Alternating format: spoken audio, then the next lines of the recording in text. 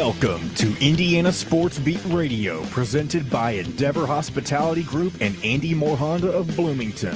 Looks over the middle, second guesses, fires, throws. Does he make the catch in the end zone? Yes! Touchdown! Oladipo to win it. Another one! He got Another it! one! Oladipo! Another one! Huge hole. He's at the 30. He's going to go. 10, 5, touchdown, Jonathan Taylor. Galloway finds Rob Finnessy, who fires the three, and he hit it! Now, from the Golf Club at Eagle Point Studios, here's your host, Jim Coyle. Hello, everybody, and welcome to another edition of Indiana Sports Beat Radio, coming to you from the confines of the Golf Club at Eagle Boys, high atop the 18th fairway, where this Thursday we'll have their Memorial Golf outing. If you're looking for a place to play, Eagle Point's got one this Thursday. I'll be playing in that. Looking forward to it. Dustin Schutte with me as always, MouthFatter.com, and we are brought to you by our good friends from Andy Moore Honda of Bloomington, Bloomington's #1 Honda dealer, and the Wild Club Endeavor Hospitality, including great places like BB's Market, where they are your market place, local meat shop, steakhouse, caterer, no matter where you live. Think about some of the best custom meats. No, and I'd venture to say the best custom meats around. And that's from personal experience. And as a matter of fact, last night I made Justin. I was like, all right, I had taken some chicken out just to thaw and made my sides and I spiced the chicken up, but it was still just, it was just, and I took that Tailgater's mustard sauce that I got a few weeks back from Bees. Oh my God. It was a party going on now. It changed it into it. I was like, oh my God. I'm glad I have leftovers is all I have to say. I can't wait to see how something like that could completely change. Yeah. That. You're right. I can't wait to give that a shot because I'm a big mustard fan. I love mustard of all kinds. Dude, so I'm fired up about it. I'm not a big beer mustard guy. I love mustard, different kinds of mustard. This is the best I've ever had. I'm not kidding. It is. You put that on, like you can just grill chicken and you put that on there. You've created a meal now. You could do that. It sounds like it would be really awesome with like a warm soft pretzel, a Bavarian pretzel. Be really good as like a dipping sauce too. Ooh, a really warm, soft pretzel. Boy, we're getting off versatile. The rails now. How's everybody doing today? Rudy the Boxer jumped on quick. Travis, Mike, Michael, Heath, new name. Asking, is it true IU out of the Arrington Page recruitment? I have not heard that, especially since IU's entire staff was just visiting him. John, appreciate you as well. Daniel, jumping on as well. Hey, new face, or I hadn't seen that for Caleb. Frank's Red Hot makes a seasoning now. Really good. Well, I bet you put that on everything, huh? Ah! Big Frank's Red Hot guy. Get it? That dun. That commercial. Where's my rim shot, John? We did have you could have broken out the Manning cast last night. Jennifer, a fan. Oh my God, the Manning cast was on last night. Yeah, baby. Oh, I see. You know what? Here's what I'm gonna say though. It was early season, not the best one I've seen. All right, well, I'm glad. If I'm gonna miss one, I'm glad I missed that one. That's disappointing. That's some of my best. I just enjoy. One of my favorites last year was Eli. He was Peyton had said something, and Eli says, "Look," he said, "Well, look at you." He goes, "You don't have a 4-head, you've got a 5-head." That was one of my favorites. I loved when Eli gave the camera the double birds, imitating what it's like to play in Philadelphia when they go there to play the Eagles. That was pretty good too. They captured a lot of really honest moments on camera, which I thought was great. Yeah, I think it's fine. A lot of people asking about recruiting right now. And what is today? Wednesday? So that means Tuesday. We'll talk to Alec at the end of the week and probably Kyler at some point as well from the Hoosier.com. But I'm looking over there on the boards and I don't see anything mentioning anything of that nature. So my answer to that would be no.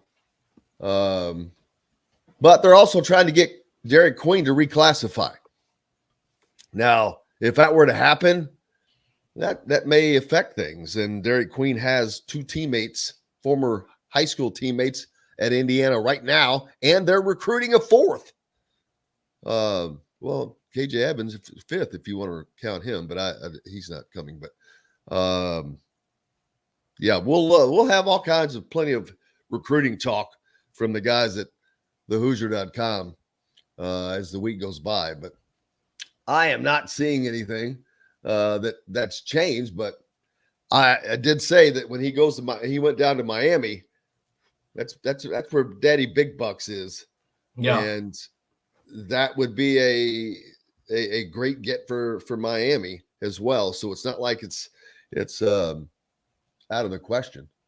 But we'll find out soon enough. But yeah, I'm not very, very fickle game that recruiting. I mean, he might say something that leads you to believe he's out, but then he's back in. I mean, I have no idea what's going on. So, yeah, well, that's the great part of it. Speaking of recruiting, we have a little. There was a little recruiting gaffe, if you will say, yesterday on the football front for Indiana. Not in a bad thing for Indiana. Before we get to that, Caleb Nost, who is one of the contributors to the Hoosier.com, also says no word on Page dropping IU to his knowledge. Yeah, that would be new to me as well. I'm not saying that they're going to land him for sure, or they're going to land him, but that doesn't. Yeah, they were just down to visit him, so I don't know where that's coming from. Rumors, baby, rumors. There's always speculation. So whether there's something to it or not. Michelle pointing out only 50 undefeated college football teams remaining. It was nice to see IU on that graphic. Well, there you go. That number should decrease this week, I'm guessing. Yeah, and IU should remain on it. Right. DeCourcy, that's taking picture time, baby. I mean, I find that Walt Bell has him convinced that he is working with what has to win the games rather than a system that does one thing well. Yeah, I would agree with that. Well, that's probably a good route. It is a good route. So yeah, I think he's more of a strategy type of guy where he's going to scheme for each individual game as opposed to just running a certain type of offense and trying to beat somebody else. I think he knows that they can't win games running the same offense week in, week out. So I think I agree with that point. I think he's way more of a schemer than the previous, other than Kalen DeBoer, but Nick Sheridan and Mike DeBoer. And not only that, more importantly, I think that he has the ability to make in-game adjustments. Yep. To go away from what he may have thought or what they may have schemed for, because things change as games go on. Things change quickly. If you plan for defense X, Y, and Z, yep, and instead they're running A, B, and C, it's like a boxer going into a boxing planning to face a right-hander, and the guy switching to southpaw. It's just different, and you didn't plan for that. So there you go. Pete jumping on. He will always watch the Manning cast. Of course. I'm hoping that I have it set to record. It should. Heath said that Kalen DeBoer was the best OCIU's had in a long time. That's not correct, Heath. He's the best OCIU has ever had in the history of Indiana football. And that's not a knock on anybody. He's great. I knew it when he was here. I mean, it's nothing about me. It's just, you could just see, I could just see how he went about his business.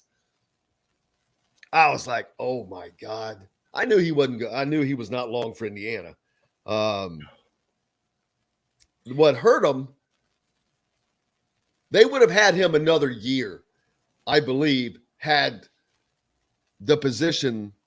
Where did he go back to? He went back to Fresno State. Fresno State, yeah.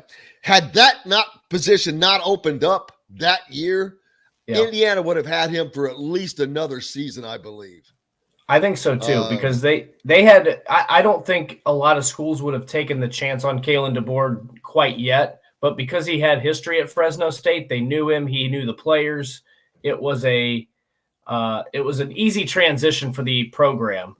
And then I think I could be mistaken on this, but I think once he left Fresno State for Washington, I think Jeff Tedford, the guy who initially stepped down, took back over for Fresno State. So you're kind of like, golly, if he'd have just stuck around, maybe Indiana could have held on to him for another year or two. But he wasn't never going to be there very long because he was a great. He was bound to have a head coaching job in the near future anyway. We'll have to have John see if he can dig us up maybe tomorrow or something. But Michigan State is at Washington this Saturday. Yes, Mel Tucker, baby, against Kalen DeBoer and Michael Penix. By the way, the Huskies. That's going to be a very, very interesting game. It is going to be interesting because the Huskies are putting up some points. They scored 45 in their opener, and they had a 52-6 win over Portland State. Not the best of competition they're playing, so we'll find out a little bit more about Kalen DeBoer. I love him. I always did. I still stay in contact with him. And he's just good. He's not done at Washington. I think that. Oh no, I'm just saying we'll find out. I think this is a guy that eventually you might see as an NFL OC. NFL head coach could potentially too. Possibly, but I think that he's really he's got that offensive mind, man. You just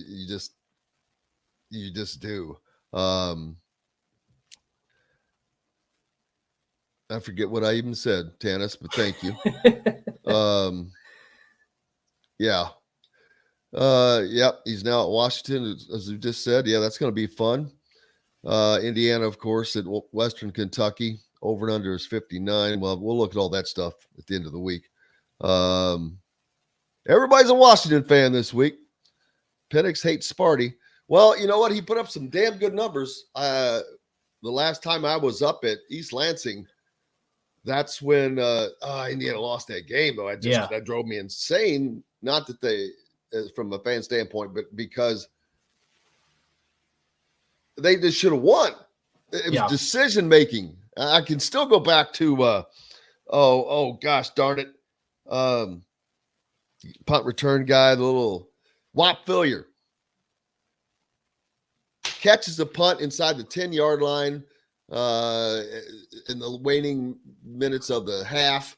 Indiana gets stuck, turns the ball over. Boom, they get a quick score.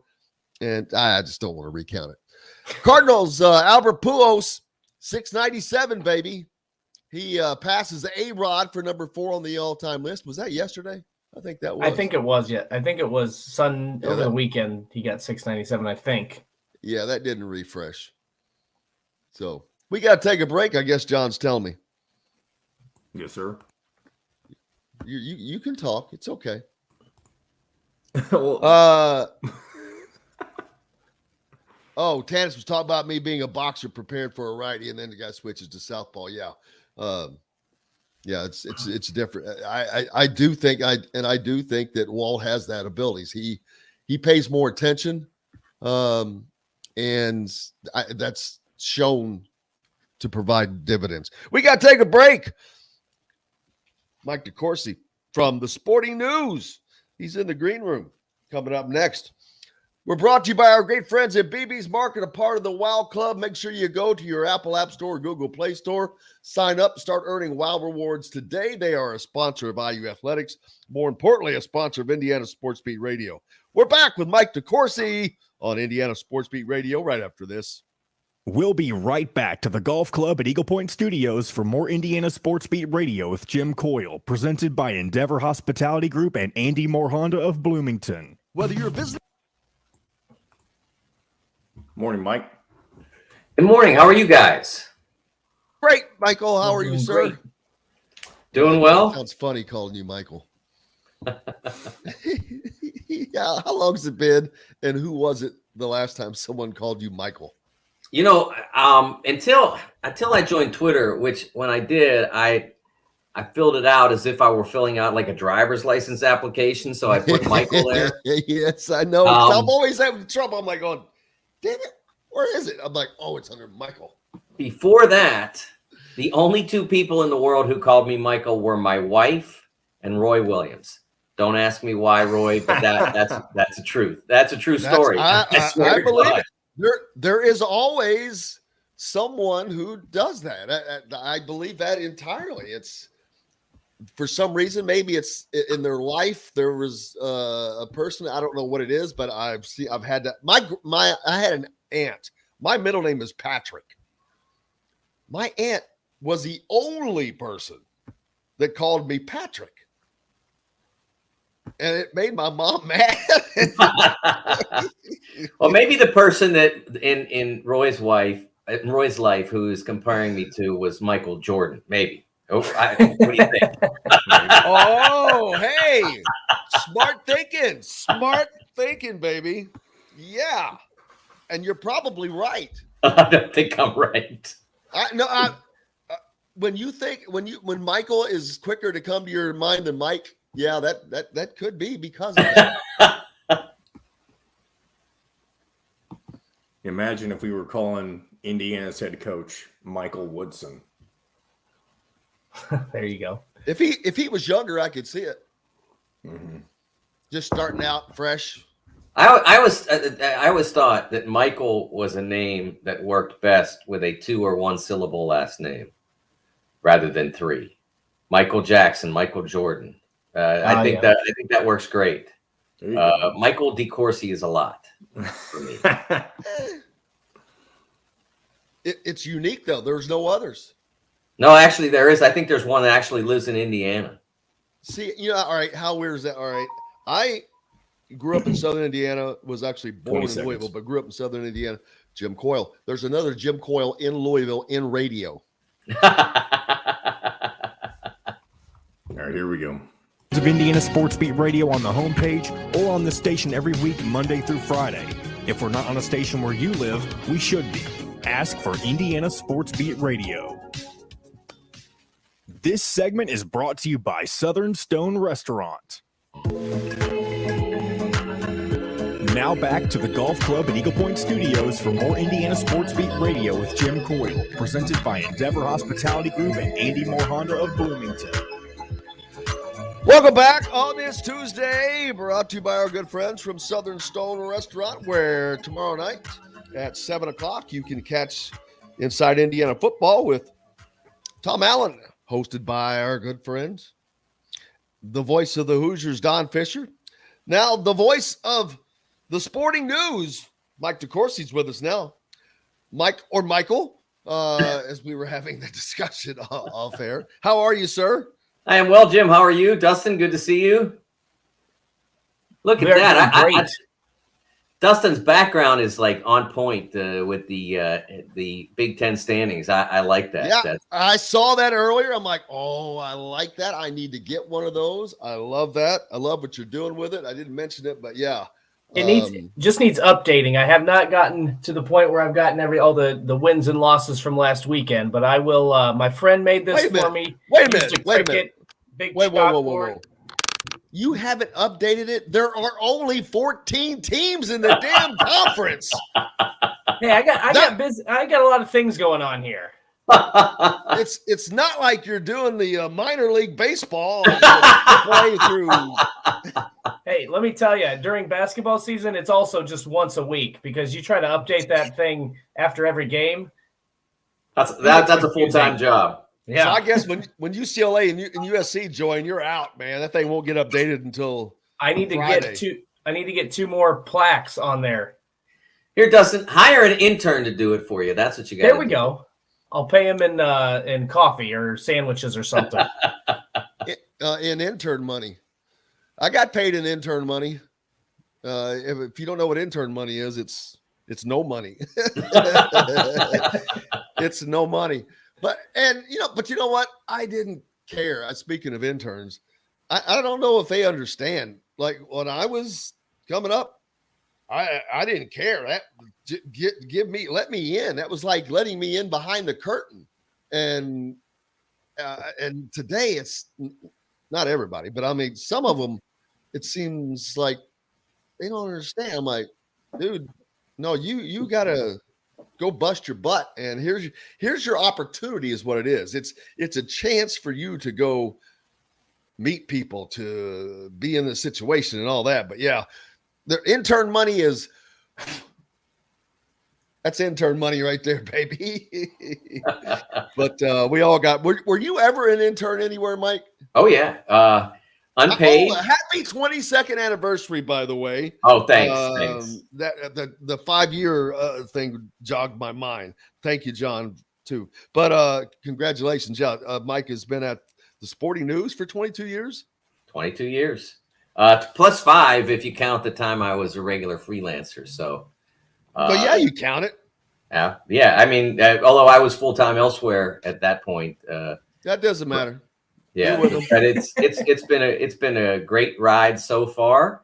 I mean, really, in that time, I've probably worked with 300 different people, and one person that I wouldn't think, wouldn't want as part of my family. It's just an incredibly wonderful group of people all the way through from my days starting as a columnist in the fall of '95 to today, and. One of the people most responsible for me getting there and who was my direct editor the first 4 years, I think, before he started covering college football, Tom Dienhart, right up the road, West Lafayette, helping to cover the Boilers for their site. Just a wonderful person. And he deserves a lot of the credit for getting me to the Sporting News. He's on the rival site, isn't he? Right, I believe that's correct. Yes. Yeah. He worked with us for a long time. Then he got a shot at I think Yahoo, covering college football for them. He went to BTN, working for them, and now he's doing the Purdue thing. And just a great person and great journalist. And like I said, I mean, would have loved to have him as a brother. Just a tremendous person, and that. He's in the top echelon of great people I've worked with there, but it's a very, very long list of great people. Well, congratulations again. And you've been with us for, I don't know, it's been at least 3 years, if not longer. No, I think we're coming up on 2 years. Just 2? Right. I think so. I'm pretty sure. Cause I don't think we started in early COVID. I think it was later on. I think we've been going for about. This will be I think this will be. Well, no, maybe I'm wrong. Maybe it's coming up on about 2.5, something like that. I was just talking about with our producer earlier. They were talking about we were talking about your 22nd. And I'm like going, well, I don't even know. I said I have no idea how many shows we've done. I have to look into that because we've been on for almost 5 years. And I'm like going, that's a lot. So I better check that number to see what that is. But. Boy, yesterday I was out playing golf late in the day, and here, and I don't know if you can see. Can you see those scratches barely? I see a scratch. Yes. All right. There's. So it's like, were you in the trees or something? Oh yeah. Well, he's always in the trees. You really can't see how bad they really were. I hit a ball, and I have clubs that are new to me, and I was hitting some shots that are pretty good yesterday, better than I would normally do. And so I hit this one, and I'm like, damn it, did that go into this? There's a known sinkhole that's just full of brush. And so I'm thinking my ball's in there, and I kind of see one first. And so I get in there digging around. It's full of briars. And then once you get in there, there's just a ton of balls in there. And I'm like, well, hell, I'm in here. And so I just dive in, and I end up with 36 balls. But it looks like I have been in a scene from Breaking Bad or something. I'm just, my arms were just shredded. I threw the shirt I was wearing. I threw it away. So you traded your shirt for the golf balls? Yeah. Economically, was that a good trade? I was thinking that very thing, but I'm like, you know what? Damn it. I did love this shirt, but I've had it for a while, and I'm not very good on in and out things. So I'm like, it's good. So it's I'm gonna go with yes, just to it's a safe face, man. But then if you factor in the cost of your body, I'm not sure that works out square. That's a good point. Tell you what, and I got back last night, and I was busy doing a lot of stuff, and I kept saying, well, you have to shower to clean this stuff, because I'm a guy that I wouldn't care about that stuff. I'm like, I don't care about that crap.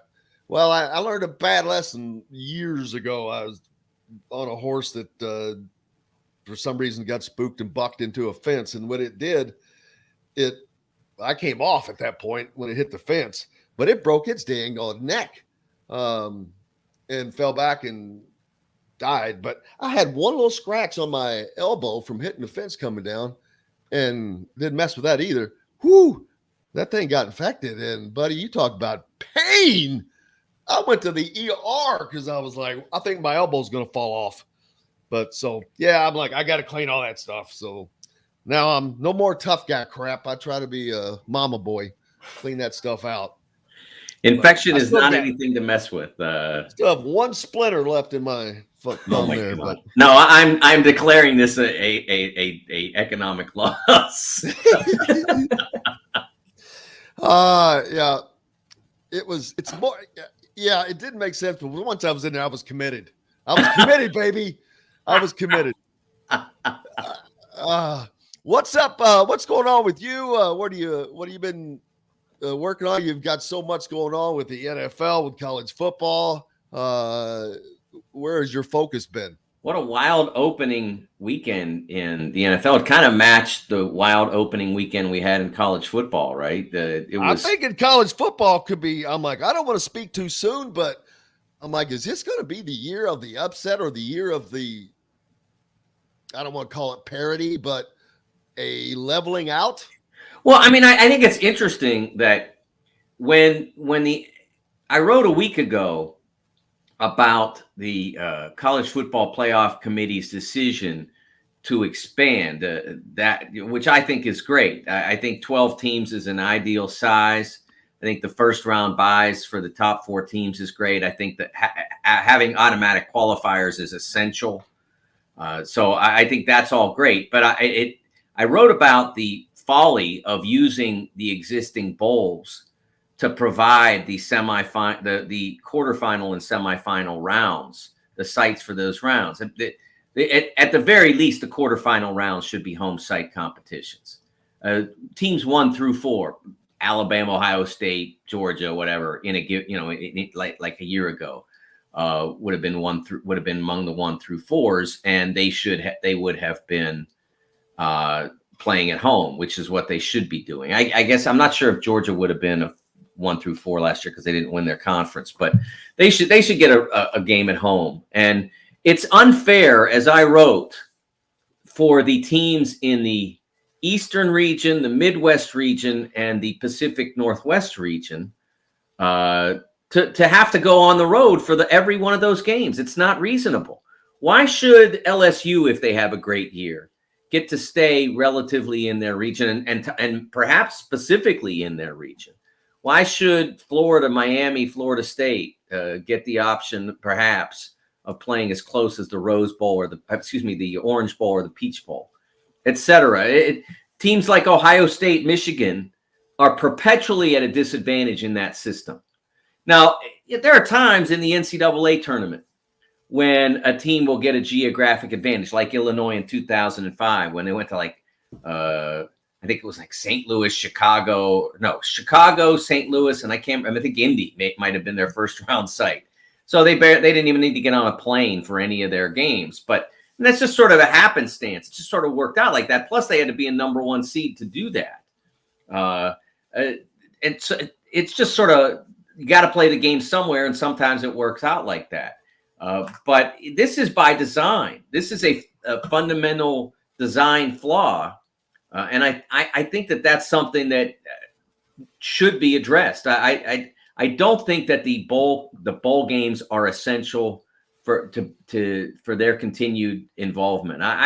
If they want to stick around and be involved as part of the championship game rotation, whether it's Pasadena or New Orleans or Miami, as well as here in Indy, I think that's fine, but I don't think that they should be granted this special exemption. There's this fiction that's existed in college football for as long as I've covered it, and I covered my first college football beat in 1984. It's a little while ago.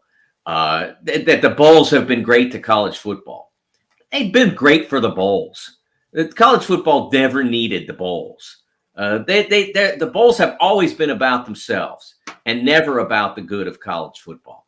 And I'll give you a perfect example of why they've always been about themselves. You go back, you sometimes hear people complain about the playoff and say, oh, we should just go back to the way it was. Well, the way it was, I believe it was 91, I was covering Penn State. And in mid-November, I think they were around, let's say they were around 8-2, and Notre Dame was around 7-2 or something like that. And they had a game scheduled mid-November, and the Sugar Bowl, I think it was that year, said, oh, we got to have Notre Dame, man, TV. It's all about TV, right? So they take Notre Dame into the Sugar Bowl, and then Notre Dame comes to Penn State, and Penn State beats them by like 30. It was like 30-6 or something like that. It was an absolute destruction. And Notre Dame winds up in a major bowl, and Penn State, I think, went to the Blockbuster Bowl or something like that. It's just the absurdity of chasing TV ratings and teams that travel well. It's never been about the good of college football. So let's just, let's have a real playoff that cares about the sport of college football and not about whether or not there's enough people filling up the hotels on Miami Beach. Another even a more recent example of that would have been, I think this was a smaller bowl game, but you look at the Outback Bowl in 2017, I think it was. Michigan State went 10-3 and beat Michigan in the head-to-head. Michigan finished 8-5 and obviously lost to Michigan State. And the Outback Bowl took Michigan over Michigan State for the reasons that you just. So nothing's changed even in those that span of time, right? So I'd like to see more of those games played. Like what would it be? The first two rounds would be then on campus would be your suggestion, and then you go into the 4-team where it's more neutral site and then the championship neutral site. Yeah, I think that's the best way to go, especially from a fan's perspective, because you're looking at potentially traveling. I mean, if you play in one of those first four games, I mean, you're looking at potentially traveling to 4 different sites. That's going to be pretty costly. Yeah, and I suppose for some people who could afford it, that it can handle it, right? But the question is, how many people could afford it, and therefore how much much will the stadiums be populated? How big will the crowds be for those games as a result?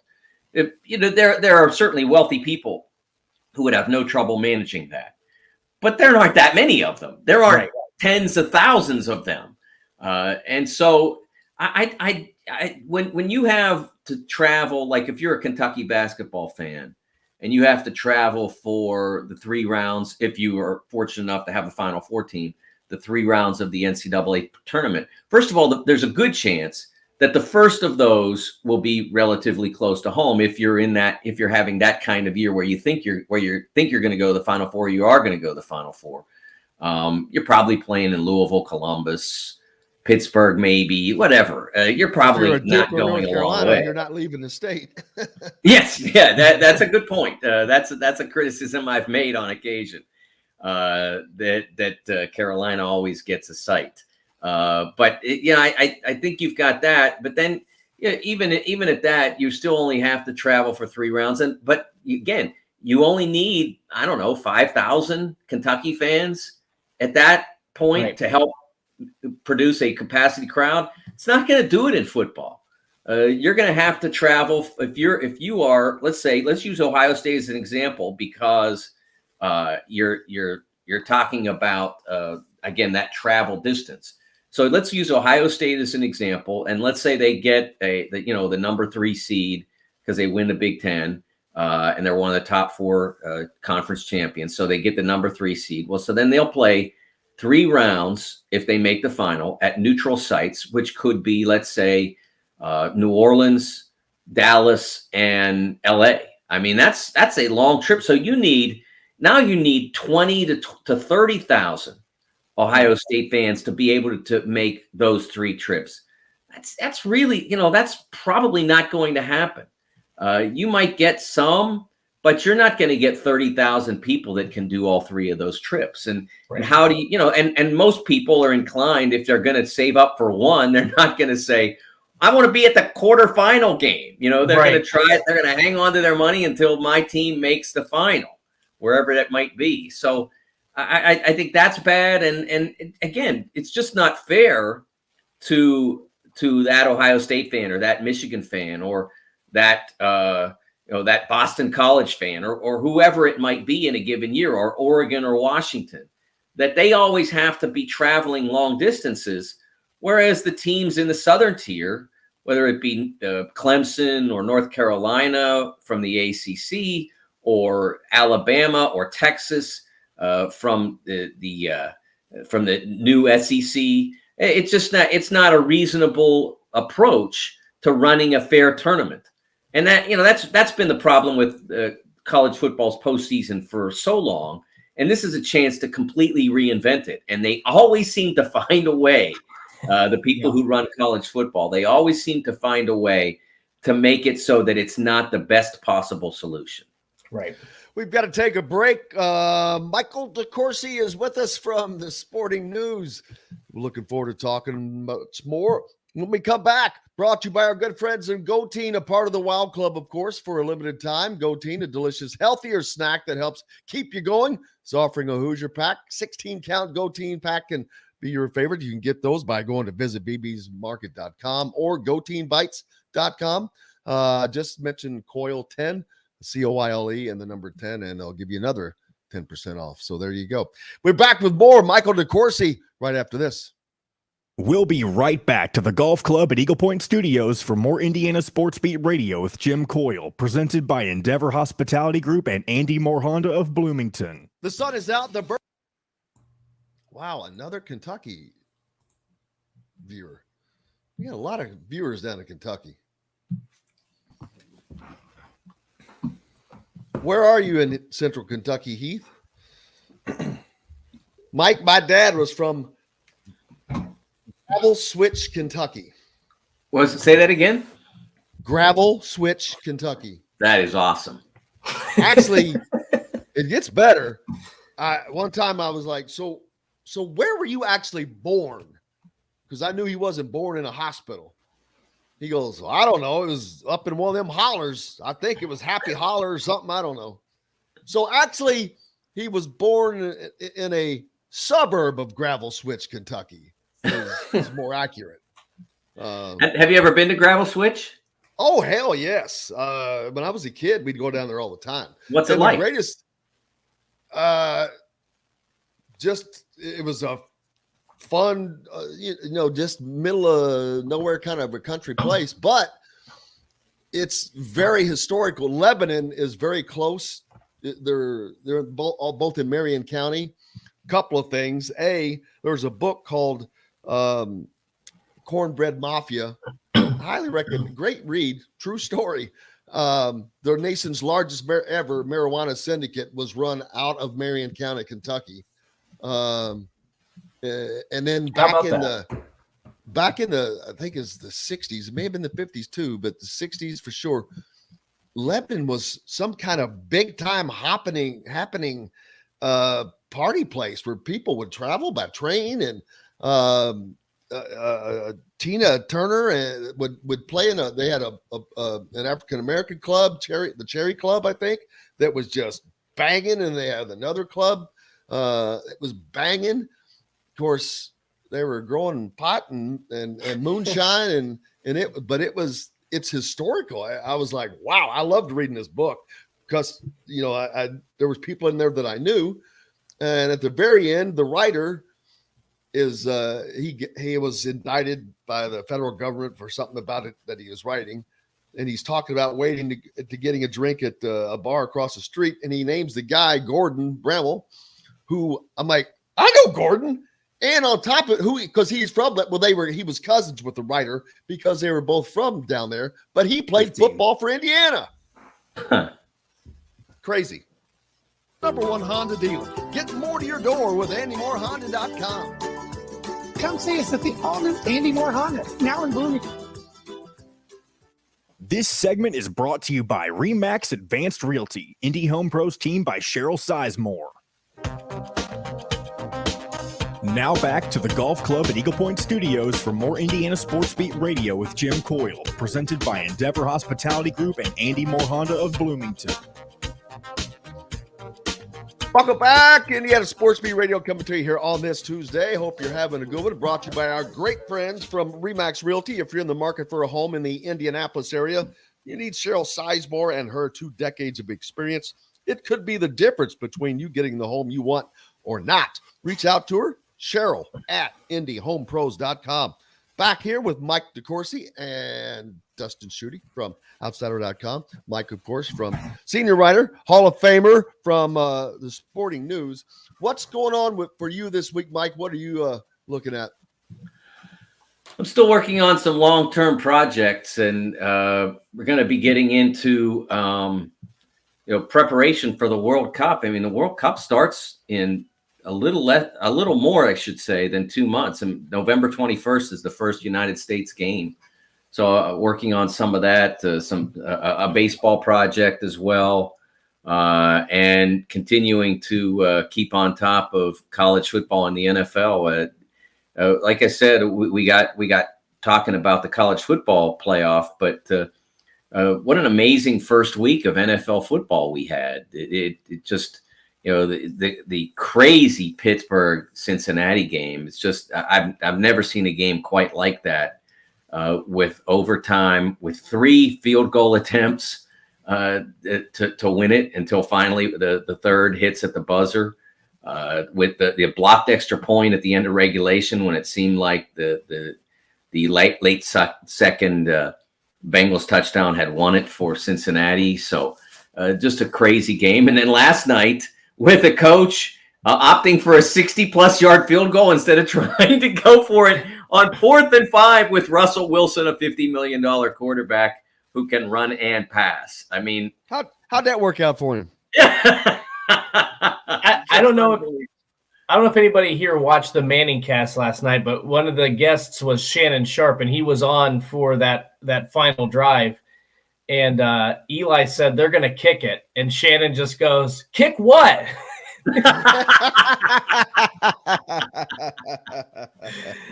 I couldn't believe that. I mean, it was a crazy. I think it was equal parts. It was exciting. There's no doubt about that. But there was also a lot of questionable decision making. Like there was week 1. I don't know if you watched the Houston Indianapolis game, Mike, but Lovie Smith in overtime opting to punt with 35 seconds to go in the game. I mean, playing for the tie. I don't know. It was a crazy week. It was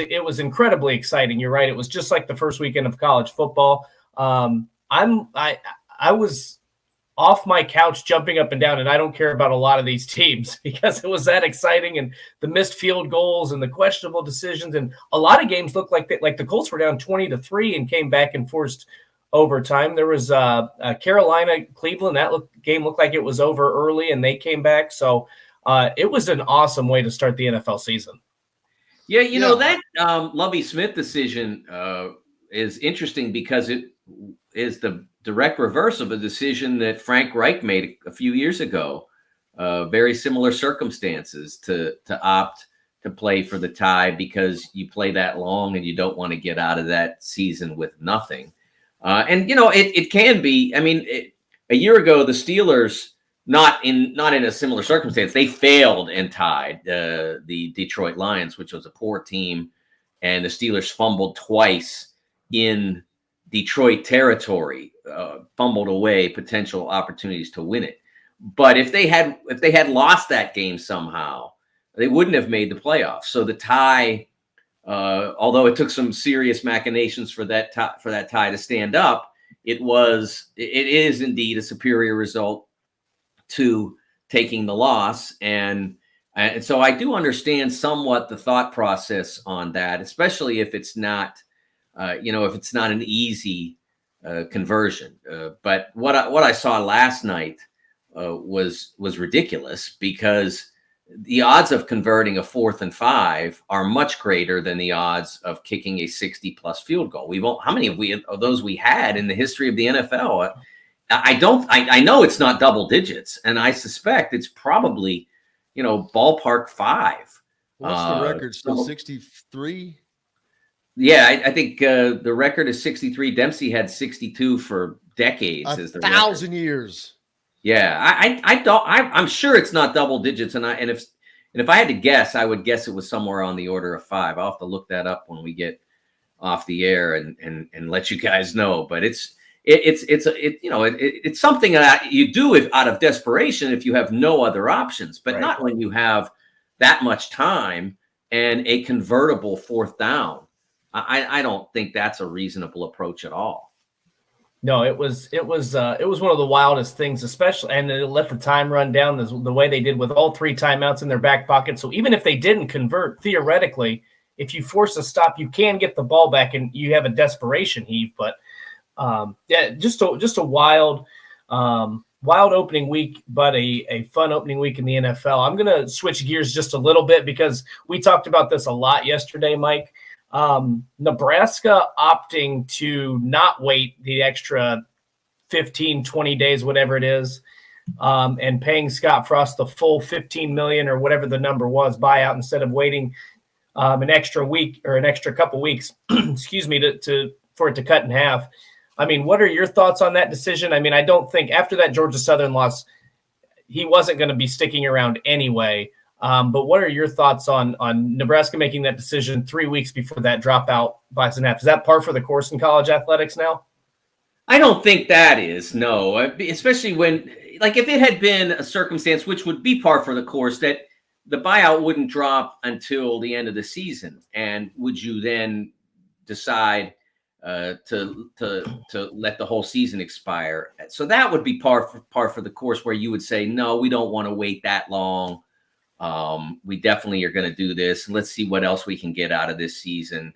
I'm not a big fan of that especially in college athletics, because I believe that the players signed up to play for that person. In this case, Scott Frost. The players who transferred in, the players who enrolled and stayed, the players who were recruited a year ago to be freshmen, all signed up to play for Scott Frost. And as long as Scott Frost hasn't done anything untoward or illegal, and we know that's not the case. This is just losing a couple of football games.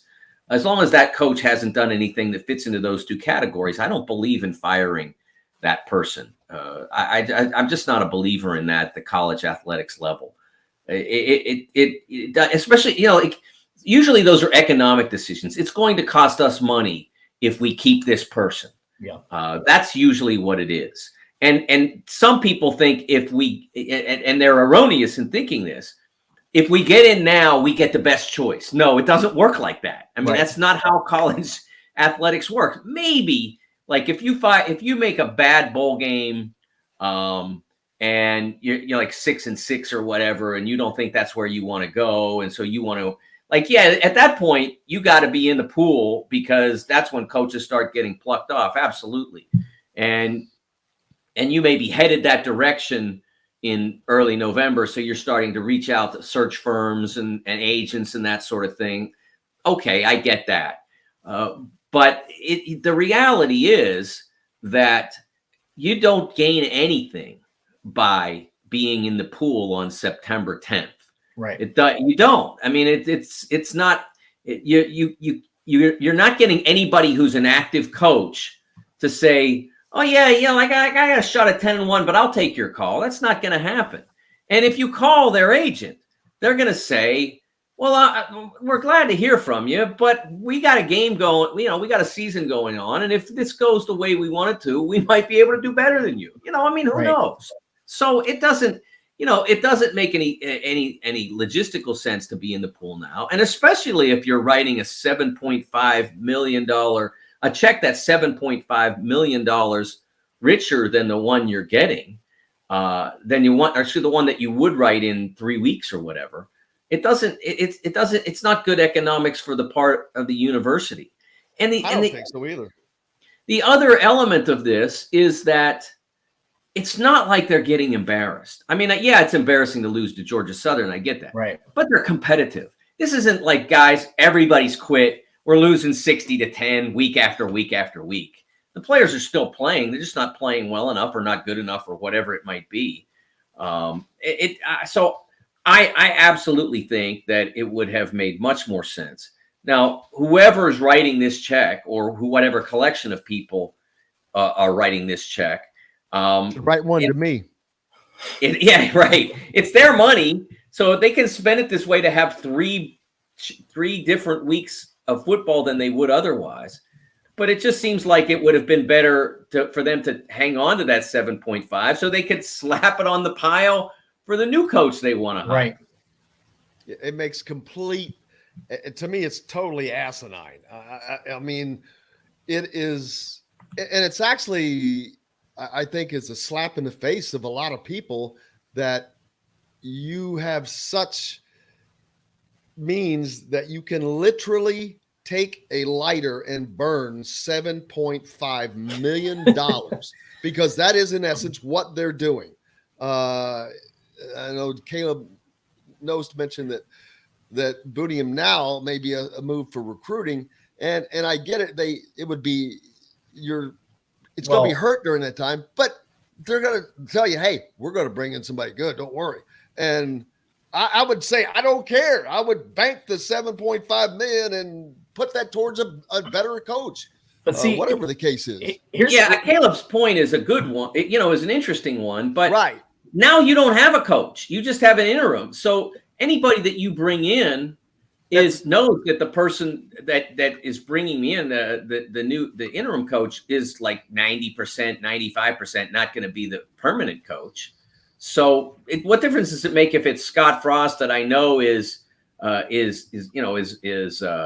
his last lap, or whether it's the interim coach? What difference does that make to me as a potential recruit? It does.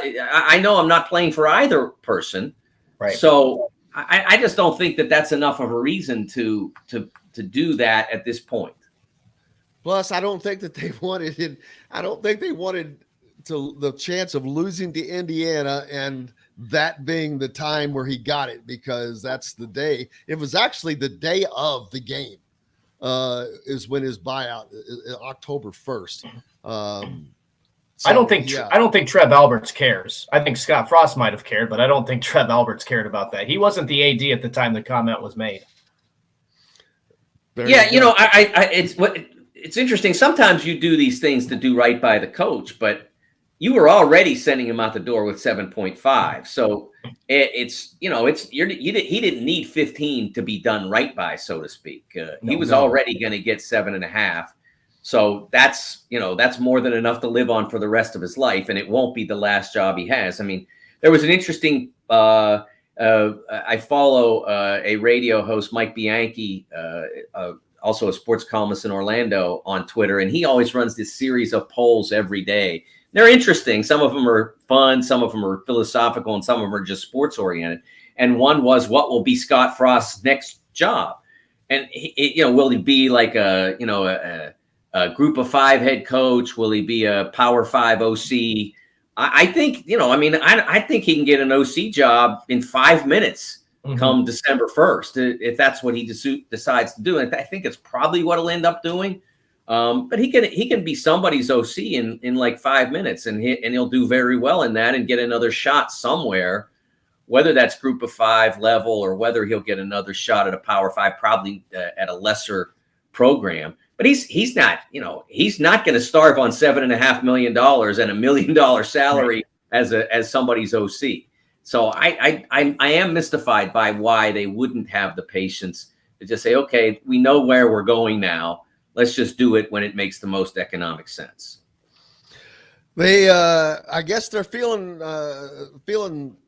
puffy now, since they know they're going to get their full Big Ten share, and that Big Ten share is going to be $100 million here soon. So, what's up next for you, Mike? Yeah, I have some long-term projects that I'm working on that can't talk about yet, but. What are you watching this weekend? I'll obviously be paying close attention to the NFL and to college. I think the Penn State-Auburn game is a fascinating game. One of the things that's been very interesting about, you talked about upsets. The impervious SEC isn't looking so overwhelming so far this year. And I thought Texas was going to take Alabama down, man. Yeah. What's interesting about that is that, when they don't dominate in the bowl season, their fans say, well, we didn't really care because it was just a bowl game. And if they don't dominate at this time of year, then there's some other excuse. So yes, I think it's really interesting that as many SEC teams struggled against outside competition as they have, or in the case of Texas A&M, just get flat out beat by a team that's Group of 5. I mean, this isn't the worst team in the SEC getting beat. This is a team that's paying its coach, Scott Frost buyout money every year, as well as that just brought in the #1 recruiting class in college football, and they're going out and losing to Appy State. It's boy, I mean, pretty I stunning. couldn't. Yeah, that one got me. Wisconsin cost me, and I didn't bet this amount, so people don't get excited. Wisconsin cost me a $2,500 payout on just two parlay bets that I made, a 3-team and a 4-team, and Idaho was better than we thought, because that's what I based everything on. I'm like, Indiana put 56 points on this team last year. I said, they can't be that much better in a year. Well, they are, or they were. And obviously Washington State's better. They freaking beat Wisconsin. Forget the points. They beat them straight up, but they cost me $2,500 payout, baby. I was going to just celebrate. I was going to take us all to someplace, maybe, who knows, Chuck E. Cheese's or something. I was going to say, the one thing of all the upsets we've seen, that by far was to me the most shocking. Washington State beating Wisconsin, because App State they're always tough. They're always gritty. They always, man.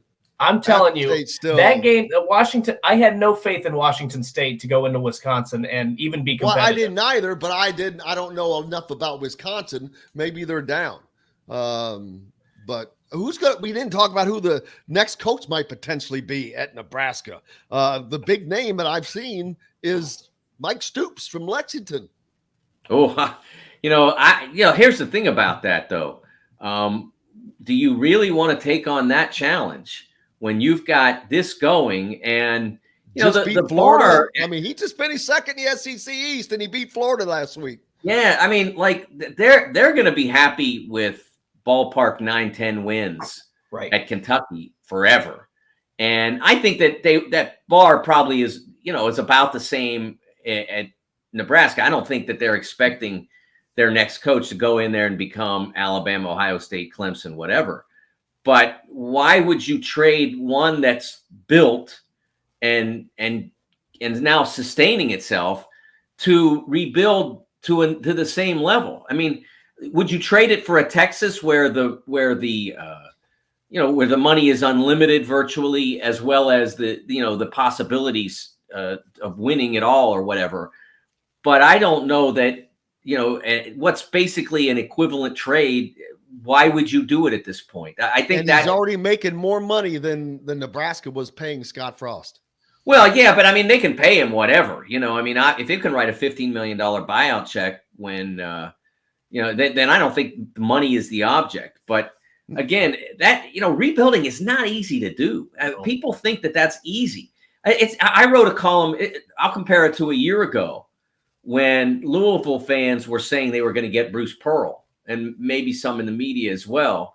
Maybe not a lot, because I know most of the media people in Louisville are really educated and do a great job. But their fan base was definitely clamoring for that. And no, he's not going to trade something that's already built for, a rebuilding job that doesn't have a higher ceiling. I don't think, I think Louisville has won it in the past. There's no doubt about that. But it's not like there's this rich talent base in the city. You always have to fight Kentucky for anybody that's in the region.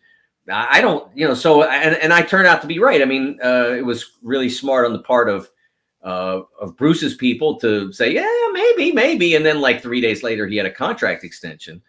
But this is very similar to me in that sense that guys don't trade for equivalent jobs. Basically, they move up unless they think they're about to get fired. And for Stoops, that's not even an issue. I mean, it's not an issue for another 5 years of, you'd have to go 6-6, 5 years in a row for that to be an issue. So I don't think that's likely at all. The only question I'd have to that, and because I agree, I don't think he's leaving Kentucky, but my only thought would be, does he think it would be easier to win the Big Ten West and get a shot at the Big Ten title than it is to get to the SEC championship with Georgia? That's because I think everything else you talked about is, I don't think Nebraska's legitimately going to be a national title contender anytime soon. I think they're probably on level playing field, but you look at the Big Ten West, there's really no dominant power like there is Georgia in the SEC East. So would he look at that and say, I've got a better shot to at least get to the Big Ten championship game, and anything can happen in a one-game series? Then again, with UCLA and USC being added, I don't know what we're doing with divisions. So it could. I don't know. That was what I was going to say. That we don't know whether or not this will be the format for the future. So if you make a decision based on that, the format could change in a week. And with SC coming in, if they get SC to be what it used to be, and certainly if they stayed at this, in this format, then those two schools are going to be in the West. That's one thing I would say, that if we're staying East-West, that those schools are going to be in the West. And so you add in, if Lincoln Riley gets the Trojans back to somewhere near Pete Carroll era Trojans, then all of a sudden it's basically you're trading a powerhouse Georgia for a powerhouse SC. Yeah. So why would you do it again? I think that's an obstacle that would probably prevent that from being a decision maker. Mike DeCourcy, I cannot thank you enough, buddy. Always a blast, guys. Dustin, Jim, enjoy the week. We'll talk to you next Tuesday. Yes, sir. Can't wait. The great Mike DeCourcy from the Sporting News joining us as always here on this Tuesday. Make sure you give him a follow. Brought to you by our great friends at Barbara Pop Real Estate Services down in Southern Indiana, Louisville, Floyd, Clark, Harrison counties. If you're down there and looking for a new home or a place, commercial or otherwise, they have served that area for 3 decades. Reach out to either Barbara or Matt Lincoln. Barbara at barbarapop.com or Matt at barbarapop.com. We're back with more Indiana Sports Beat Radio with Dustin Schutte from outsider.com right after this. We'll be right back to the Golf Club at Eagle Point Studios for more Indiana Sports Beat Radio with Jim Coyle, presented by Endeavor Hospitality Group and Andy Moore Honda of Bloomington. Andy Moore Honda I think this Nebraska coaching search thing is going to be fascinating. Yeah. I think so because there are usually a couple of big names that just really jump up to the top. And I mean, not that Stoops isn't, but I'm not sure.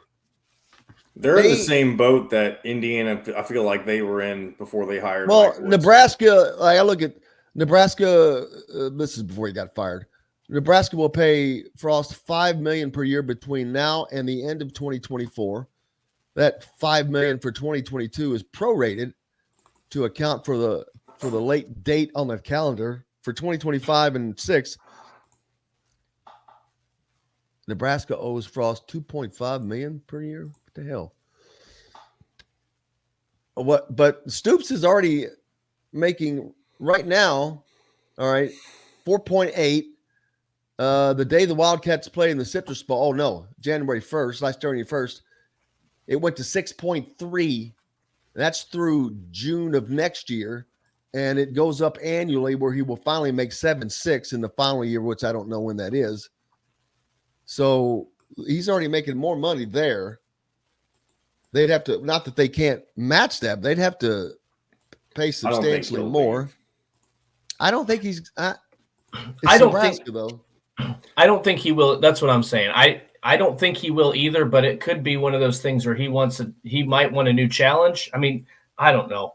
There are coaches that do that all the time, and I'm like, why would you leave? Well, plus, and I know Iowa's not a super major rival of Nebraska, but he played at Iowa, didn't he? He did play at Iowa. Yep. So that could be, I mean, I don't want to call it a conflict of interest because it doesn't necessarily matter, but I mean, that could be something that, Yeah, it could be, but Terry Morin, didn't she play at Purdue? She played at Purdue, didn't she? Yeah. So sometimes, I mean, if the money's right and it's a prestigious enough program, it probably. And plus, Rick Pitino went from UK to UFL. Oh yeah, not back to back, but not good. Another good first. Well, that's just he's just a straight up coach. He had no. But you still went from one to the next. And it doesn't seem like Mark Stoops has a lot of, I mean, still deep ties to Iowa. You know what I mean? That's true. All right, here we go. Reach out to Cheryl Sizemore from RE/MAX Advanced Realty at cheryl@indyhomepros.com or 317-298-0961. Cheryl Sizemore from RE/MAX Advanced Realty. Let Cheryl Sizemore get you in the home you want today. Cheryl@indyhomepros.com. This segment is brought to you by Feast Market and Cellar. Now back to the Golf Club at Eagle Point Studios for more Indiana Sports Beat Radio with Jim Coyle, presented by Endeavor Hospitality Group and Andy Moore Honda of Bloomington. Welcome back, Indiana Sports Beat Radio on this Tuesday. Jim Coyle with you, along with the man Dustin Schutte from Outsider.com, brought to you by our good friends at Feast Market and Cellar, part of the WOW Club, located next door to Southern Stone. Great place to stop by with a unbelievable wine selection, gourmet items, cheeses, sandwiches, pastries. Just a great place. The calamari is amazing. I had that the other night. Incredible. So make sure you stop by Feast Market and Cellar. It's a wonderful little spot. Dustin Schutte. We got here I am. Well, week one in the books, and college football. There are always upsets. Yes, but we don't have First of all, App State they should have beat North Carolina. How the hell did North Carolina of all teams beat them? I'll tell you why. It's because they didn't get going early enough. They scored 40 points in the damn fourth quarter. But what kind of an offense are we looking at with those guys? I'm serious. I'm like, who the hell's going to stop them? They're going to be fun to watch the rest of the year with their schedule. They should go undefeated the rest of the year. And if they do, I tell you what. Anybody get that? Anybody get that? Movie line? Good Morning Vietnam. Oh yes, yes. If you do, I have seen that. Wow, they could come back into. They are FBS, right? They are. They're Fun Belt, baby. Fun Belt. So here's the thing, and I think College Game Day is headed to Boone this weekend. For well, why would Appalachian you not? State, Troy. Have you ever been to Boone, North Carolina? No, but this is what I was going to say. I would like to, if they're, well, I guess it doesn't matter if they're good or not, but I'm going to see if I can work something out to get to Boone here this fall and go to a game, because that place looks gorgeous. Well, first of all, let me tell you, if you do it late enough, you can go skiing there. I don't want to go skiing. I hate ski lifts. You whip. I have skied at Boone, North Carolina. Nice. I have not. I've skied once in my life, and that was somewhere in Michigan, some little German ski. Michigan? Hut. What the hell? Michigan's flatter than a damn board, man. The Ice Age just flattened. I'm just telling you. I was afraid of the ski lifts, so I did the bunny hill the whole day, had a blast. It was me and a bunch of like 8-year-olds, so that was a lot of fun. I did the ski lift once, almost fell out, and that was the end of that. You dummy. Nebraska job's a hot potato to the competent coaches, i.e. their preferred choices. It's going to be interesting. Matt Campbell, of course. Yeah, I would not do that I would not do LSU that at all. Coaching candidate. What's LSU? I don't know LSU. There's no opening there. They have a coach. I don't know that he's the top candidate. Robert says Nebraska football, like any football program, has been good. Could turn around quickly under the right coach. Well, they did have it under Bo Pelini, but that wasn't good enough. Didn't he go like 9-1? He never won fewer than 9 games at Nebraska. Okay. But never won fewer than 9 games. Yeah. And so he got fired for a different reason, basically. I mean, there was some I don't know if angst is the right word, but there was some golly, what's the word or what's the phrase? Animosity. Trouble behind the scenes. Trouble behind the scenes. There was some friction. There we go. Friction between he and the fan base at times. So I think that had more to do with the behind the scenes and friction and all that than it did his success on the field. I don't know. I think Dave Aranda from Baylor's a good choice. I think he would be a good fit. I don't know how much we know about Matt Campbell, because there's no doubt what he did at Iowa State, or what he has done at Iowa State, has been impressive, but he's also laid some duds. Those teams have been ranked in the top 10 and 15, not come away with a Big 12 championship. So I don't know that he's going to be the answer. How about I got a name for you. How about this? Caleb DeBoer. That's a legit good option. Yes. I don't know that he would leave Washington. I don't know that he would take a third head coaching job in 3 years or 4. Is it 4 years? I don't know either, but if I'm Nebraska, I'm going to find out. Well, yeah. Oh, for sure. Yeah. They got to pick up the phone and call. I'm going to do my damn best and find out. And he would have a recruiting footprint because he worked in the MAC. He coached at North Dakota. One. He's well. But he's well. No, but I'm talking about recruiting. Right. And his resume is one that is exciting. John, I think we've got to take a break. Chronic Hoosiers coming up next. So let's get to that. We can continue this part of the discussion. Brought to you by our good friends at Metalworks Brewing Company, also a part of the WOW Club. Metalworks, in the former Function Brewery right off of the square on 6th Street, built on great craft beers, artwork, and wanting to be a part of the community. Make sure you stop by Metalworks Brewing Company, located, like I said, just off the square on 6th Street. Back with more Indiana Sports Beat Radio's Chronic Hoosier joins us next, right after this. We'll be right back to the Golf Club at Eagle Point Studios for more Indiana Sports Beat Radio with Jim Coyle, presented by Endeavor Hospitality Group and Andy Moore Honda of Bloomington. Hey, this is John. Good morning, Chronic. Good morning. Hey, brother, how's it going? Oh, it's going well, man. How are you, Jim? I cannot complain. We just been talking about who. Can you imagine Caleb DeBoer at Nebraska? I mean, that just jumped into my head just then. Don't put that evil on me, Ricky Bobby. Don't do it. I know it. I know it. That's why it came into my head. I'm like, oh my God. Ever since anytime I talk about him, I'm just, oh my God. He's the one that got away. If they could have just, holy crap, I just think he's going to be great wherever he goes. It's hard to disagree, honestly.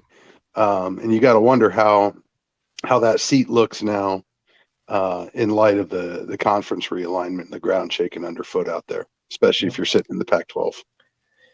Exactly. See, I didn't even think of that part of it, Dustin. Right.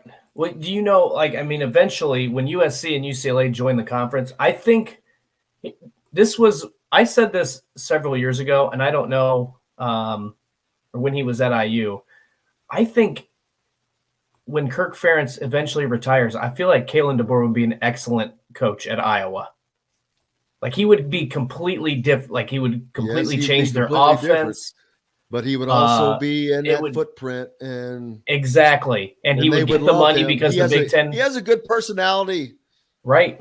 I think he'd be an excellent fit at Iowa. So, I mean, your comment about Nebraska is on point. I just don't know if he would leave Washington. But Iowa seems like a real family hire kind of a place. What's funny about that, I bet the goal was to make Brian Ferentz the head coach, but he's so bad as an OC, they can't do that. There's no chance that's happening now. People don't like him enough. I think people dislike him enough already. The only thing I could see happening is when Kirk does want to call it, like Steve Spurrier, he might just step down mid-season and say, "Here's your audition." You know what I'm saying? Did you see the cameo that Bob Stoops did? One of yes, I did. And Fran McCaffrey did one too. Oh, it's too damn funny. I did not. I didn't see it either. Advising Brian just to go ahead and get out of the family business. Totally unwittingly, just trolled the shit out of the guy. That's funny. John, you'll have to pull that up for later. Or visit EaglePoint.com, the golf club at Eagle Point in Bloomington, an exceptional golf and dining experience. This segment is brought to you by Andy Moore Honda of Bloomington. Now back to the golf club at Eagle Point Studios for more Indiana Sports Beat Radio with Jim Coyle, presented by Endeavor Hospitality Group and Andy Moore Honda of Bloomington.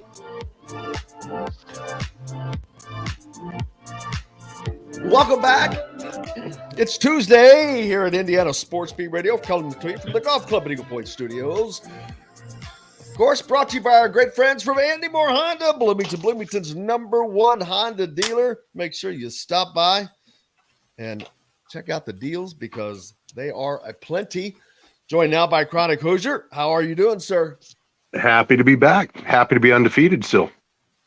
Yeah, that was a little worrisome for the Hoosier fans after that first half, a 10-0 deficit, which a little surprising.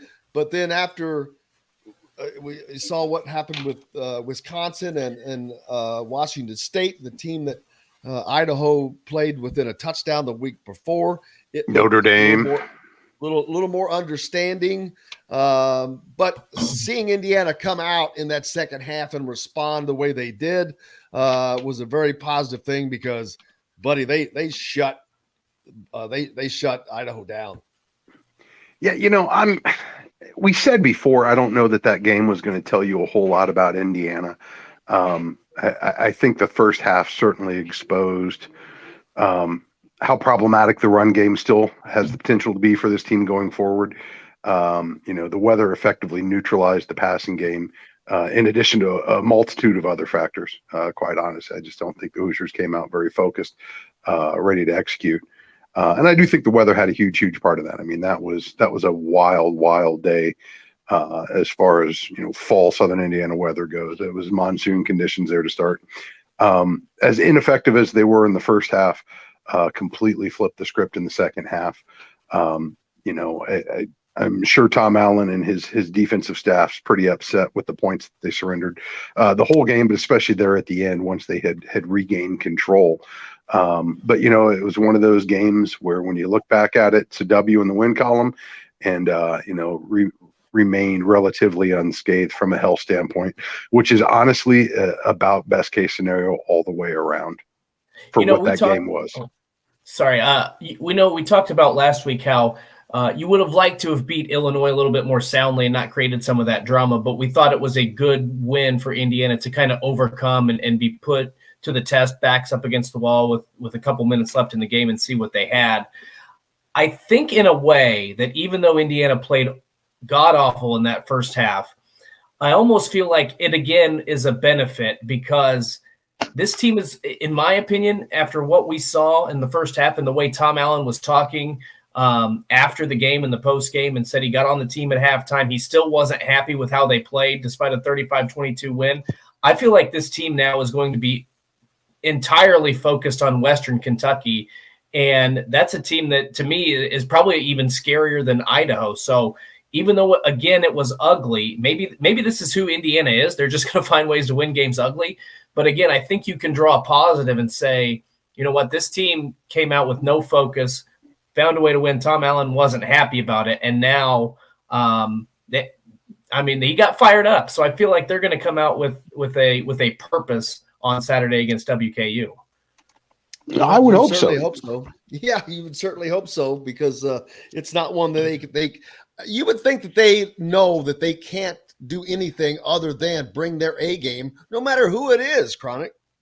No, and that's the thing with this Indiana team. We said it all off season. We said it at the start of the season. We said it throughout the first couple of weeks here. This is a team that has very, very little margin for error, quite frankly.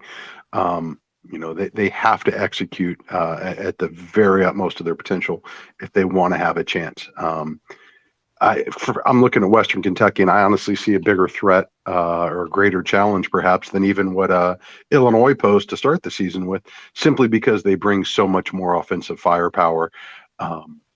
It's easy to overlook, a mid-major program such as WKU, but for Indiana, you don't have that luxury. You absolutely don't. I think if there's any positive to take from the Idaho first half, it's just the wake-up call that this team had to receive from it. I know the coaches were pretty adamant about how they addressed the team at halftime, how they addressed the team after the game. But that's a message that sometimes can only be learned through experience.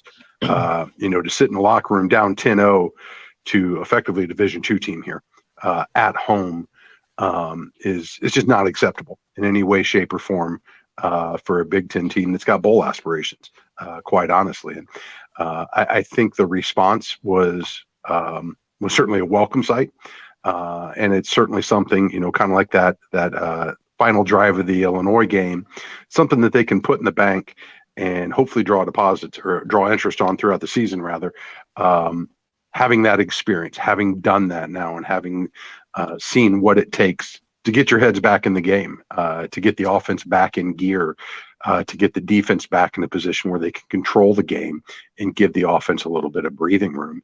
And, for all the reps they take at camp and, all the work they do in the off season, there's nothing like game experience to really drive those lessons home. And, the greatest benefit of all this is they were able to learn those lessons and still get wins. Because quite honestly, losses in either of those games really, really increases the degree of difficulty for the remainder of Indiana's season in terms of getting bowl eligible. So, huge test ahead this week against Western Kentucky.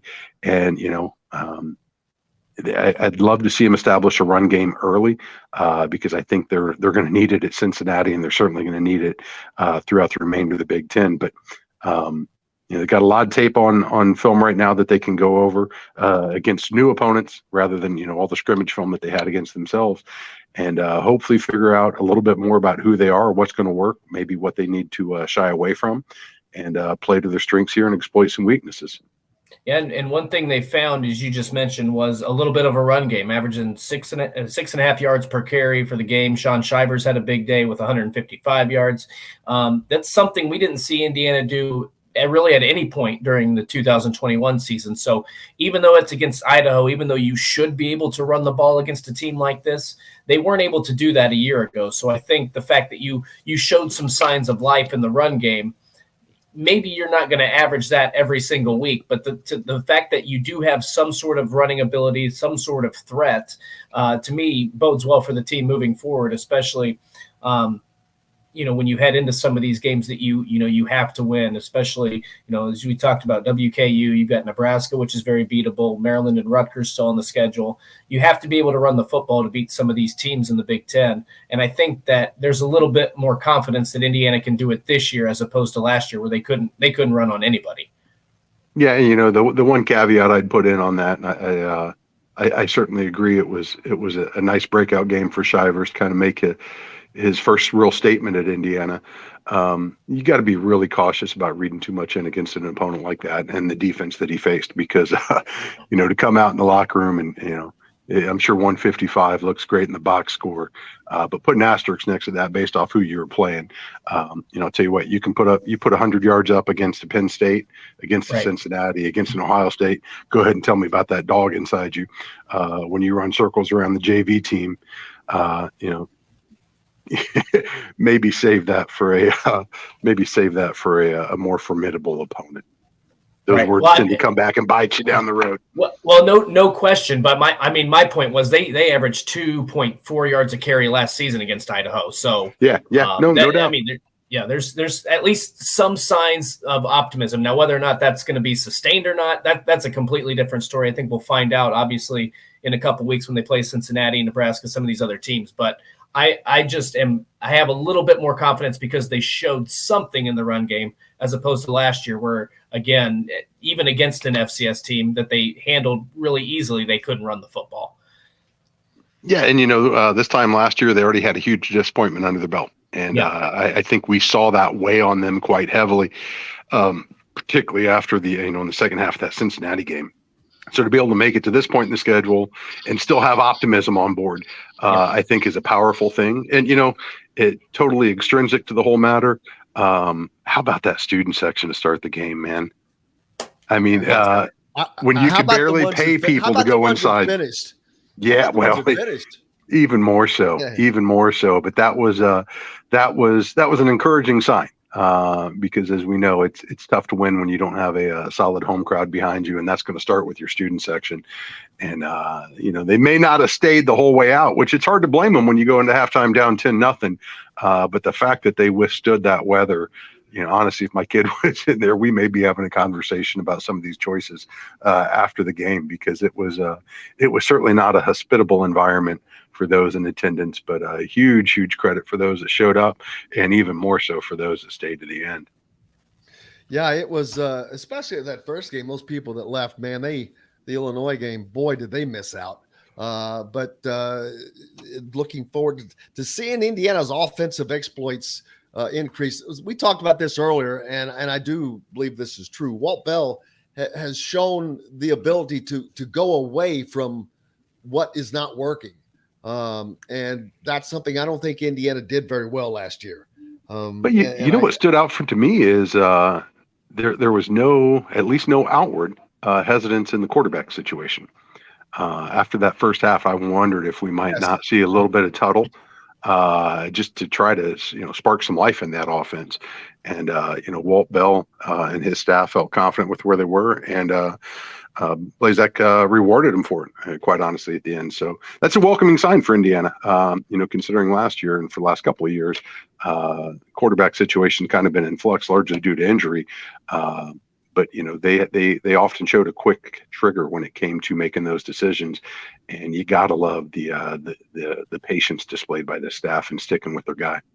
And not only that, but I think the reason they are so patient with him is because now Indiana has a quarterback, and you probably have to go back to maybe guys like Richard Lego and Nate Sudfeld.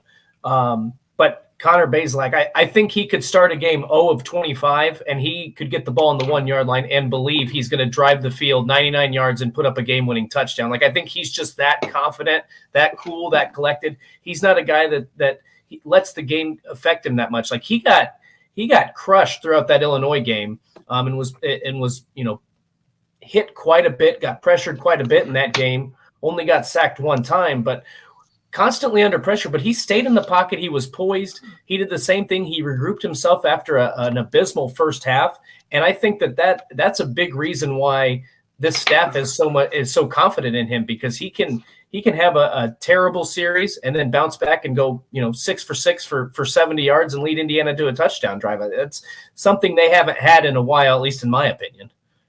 Yeah, and I've been really impressed with his poise in the pocket. His internal clock seems to be really, really dialed in, and standing under center with a line like he's got in front of him, that's a massive load to manage when it comes to just recognizing when the play's there, when it's not, when to throw it away, when to try to thread the needle. And he's I've been pretty impressed with his decision making in the pocket, even though he's had some throws that I know he would like to take back. I think he's done a fairly good job, as good of a job as you can expect in managing the game under center. Yeah, he's just, his poise is crazy. I mean, it really is. Like, I talked about it when the after the Illinois game and the post game presser, Mike or Tom Allen comes in and he's just jacked. His heart rate's going, and Connor Bazelak is just questions, and it's pretty nonplussed. It's like he just stepped out of the shower, man, and it's like, what's up? I mean, he is truly he's the guy you want back there, because he is not going to get rattled. And the more confidence he gets, and the better the more confidence his offense gets, they can be. It's just all going to depend on what this offensive line can do. I said it, that Illinois game, Kevin Wilson's words ringing true in my ears. Your offense is what you can block. And I think that remains to be seen what Indiana's offense is going to be once it gets into the meat of the schedule. We look at some of these the non-conference games kind of as tune-ups. I think this weekend you see IU's greatest one of their big tests with Cincinnati looming just next week. But I think the Hoosiers are going to be pushed on both sides of the ball here. And we'll probably get a truer sense of exactly who this team is and what they're capable of, around 4:00 on Saturday. At least it's not, and it's a noon kick, baby. I love it. You talk about the second half attendance, and I think you see a lot of those issues magically resolved here this weekend when the second half isn't running up against our pregame schedule here in Bloomington. Should be a gorgeous day, hopefully weather-wise. Temp starting to drop a little bit right now. It just feels like football outside. But it looks like Saturday we should have a high of 85 and sunny, so should be an idyllic day for football at the Rock. Absolutely, brother. We appreciate you so much, and looking forward to getting after it. Hey, I'm looking forward to laughing at Nebraska for the remainder of the season. Oh, yeah. I mean, everybody wanted. I thought that they were going to let it play out. His buyout changed October 1st, the day of the Indiana-Nebraska game, and I was just like, could not believe the irony of what was going to lay out, because nowhere in my conscious mind did I in any way believe that Nebraska would pay an extra $7.5 million for 3 weeks. That's just an asinine thing. They could have given that to me. And I tell you what, man, I woke up Sunday and saw that news, and two thoughts just I couldn't shake all day. One, what the hell are you thinking? Like, just straight up, what are you thinking firing your coach in week 2? When you're paying twice of what you would need to in less than a month or at the end of the season. But more importantly, for a team that wants to get better, how does this move improve your season now? And how does this move firing a coach in week 2, who is exactly the coach that took you to the end of last abysmal season, and yet you stuck with them. Choosing to fire him 2 weeks into the season, how does that really improve your chances of landing a higher caliber coach? I don't see how either of those improve their situation. Me either. Chronic Hoosier joining us here, brought to you by the great servant Andy Moore Honda, the #1 Honda dealer in Bloomington. Make sure you stop by. Chronic, have a great one, brother. You as well. We'll catch you next week, guys. Thank you, sir. We've got lots more coming up here on Indiana Sports Beat Radio, and we're back with it. Dustin, Schutte, and myself here from the Golf Club at Eagle Point Studios right after this. We'll be right back to the Golf Club at Eagle Point Studios for more Indiana Sports Beat Radio with Jim Coyle, presented by Endeavor Hospitality Group and Andy Moore Honda of Bloomington. Whether you're visiting...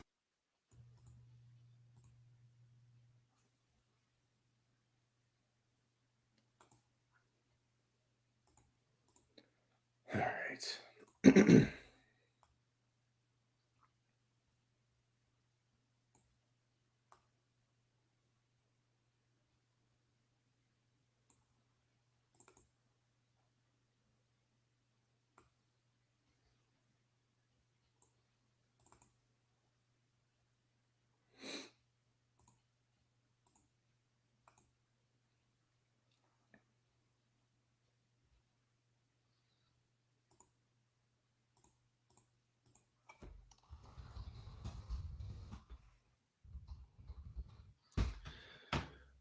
What's up? What's up? What? Damn, we're in the last segment. We are. Crazy, man. This is crazy. It's crazy, man. You crazy. I still. Hey, never mind. Do you happen to have that clip? Which one? The one I sent you. The one you texted me, I have uploaded, yes. All right, what is that? The John Daly. What's he doing? A first pitch. Oh, no, that's not what you texted me earlier. Well, that's not what that was like last week. Wow, it must have been really weird. You sent that to me at 9:18 this morning. Yeah, that was from 7-8. My bad. I thought it was this one. Kyle Busch just joined Richard Childress Racing. God dang it. Well, that's great because I'm not a fan of his or them. Well, there you go. I don't like him because the reason I don't like Michael Childress is because he put the 3 back out. And like Mike or Dale Earnhardt Jr. said, they could have changed the font because he told his grandma that they would never use that number again. And then he lets his little grandson, who I'm not a fan of, I'm less of a fan of his redneck nerd wife. Here we go. You live, we should be. Ask for Indiana Sports Beat Radio. This segment is brought to you by Courtroom Sports Grill in Bedford. Now back to the Golf Club at Eagle Point Studios for more Indiana Sports Beat Radio with Jim Coyle, presented by Endeavor Hospitality Group and Andy Moore Honda of Bloomington. Welcome back. I hope you're having a great Tuesday. We're having a good one. Colin Hartman. Dustin Schutte with me here on looks like a good day. It was not supposed to rain yesterday. It was like 1%. And it didn't ever rain hard, but what do you call when it rains enough just to sprinkling? Drizzle? Well, no, just enough to piss you off, really. Oh, yeah. I know what you're talking about. It did that like 4 or 5 times. And I'm like, are you serious? You keep looking at the radar like, really? There'd be like one little dot and it would be there. Well, we're still in rainy season down here in Florida, so it rains literally every day. But it is starting to cool off. We're only getting to the low to mid 80s now. No longer in the high 90s every day. Yeah, I was talking. They even if they don't retire it, you got to retire the way it is, the font. Right.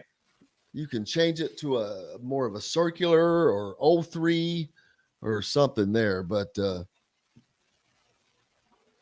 yeah. Forrest calls it just a shower. No, I sent that clip to you. Apparently, it's Peyton Manning of you interviewing for Santa Claus. But yeah, I apparently haven't seen that. I missed the Manning clip, man, and I'm very disappointed that I did not. Well, like I said, last night you did not miss much. You always miss something.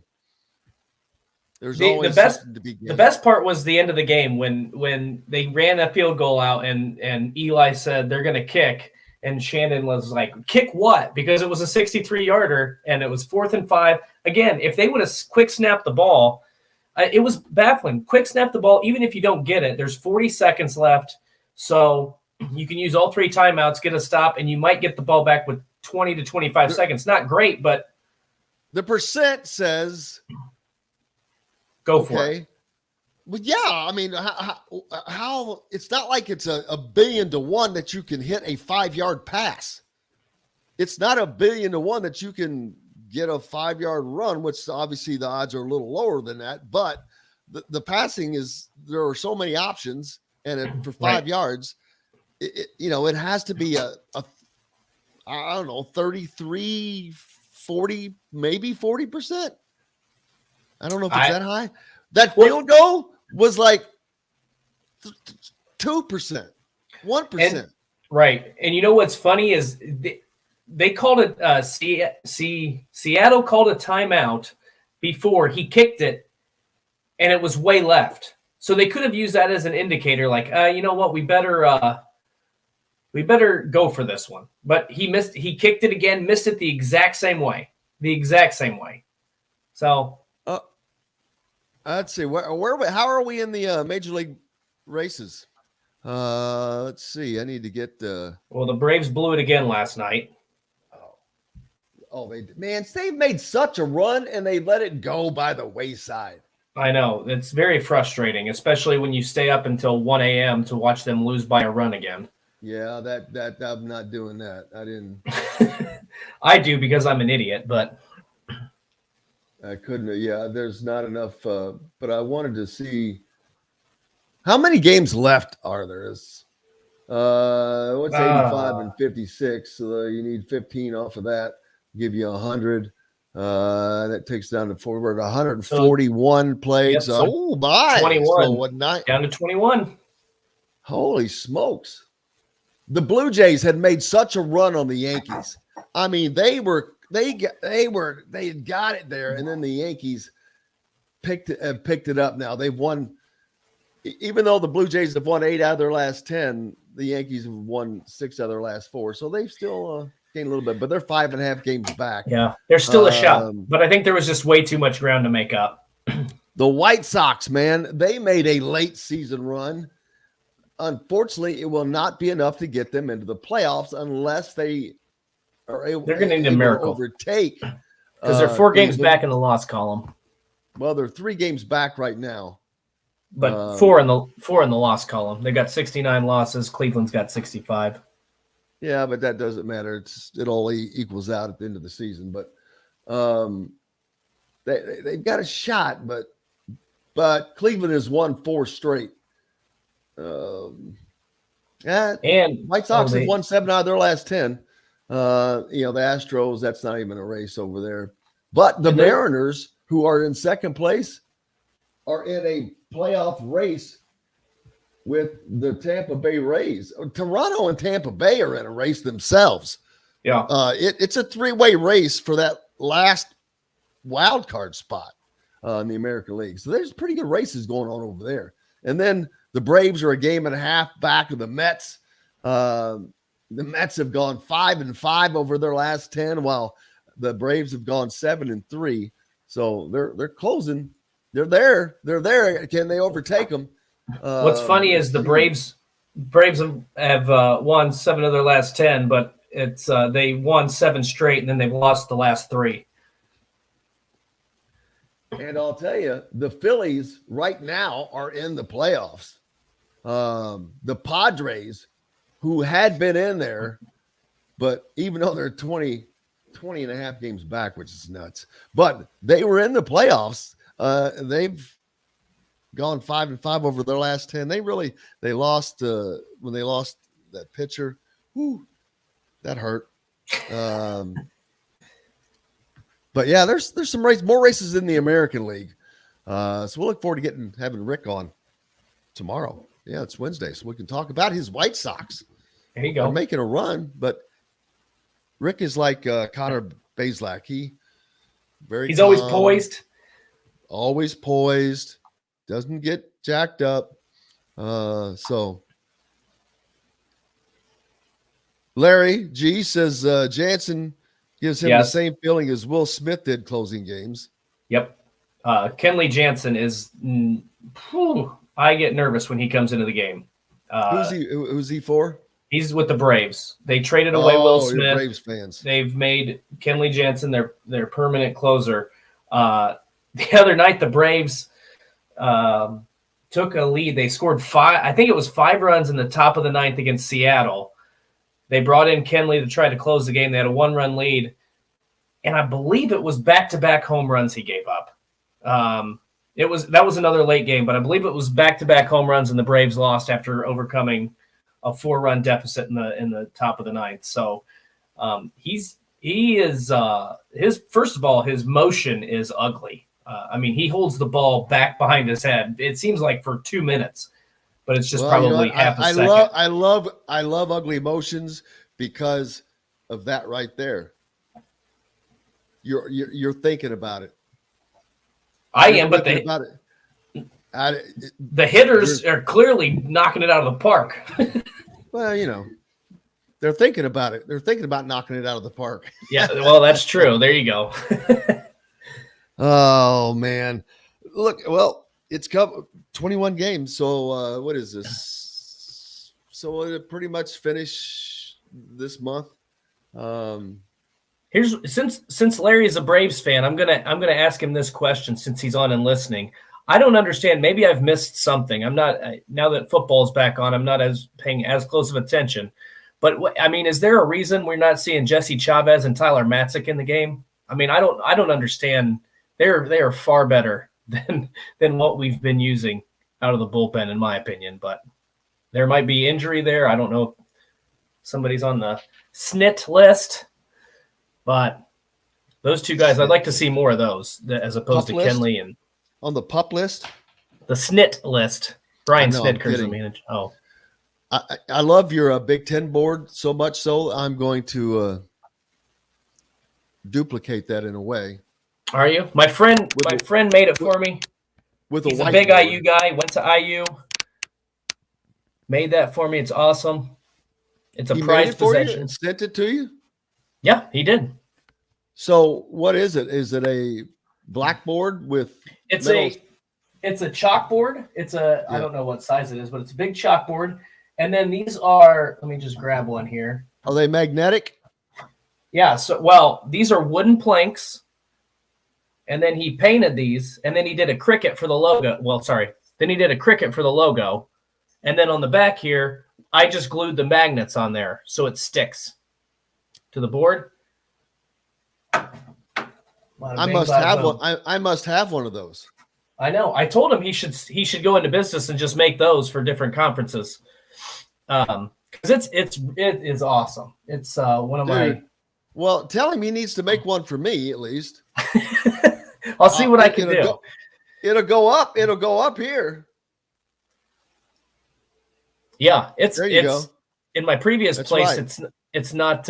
It was. I did not have a good place to hang it in my old apartment. This here in the office, it's a great spot. I can sit on the couch and I can see it. So I will update it today, and then it'll be fresh for tomorrow's show. How's that? Yeah, I will keep it updated. Tim's right. Steve wants us to stop talking baseball like Kyle Neddenrip. He's a Detroit Tigers fan. Hey, I'm a Reds fan, dude. You got nothing on me. There's no nothing there. You got nothing on me. Robert says you need to update that board. What are the Indianapolis Arrows? I don't know. The Indianapolis Arrows.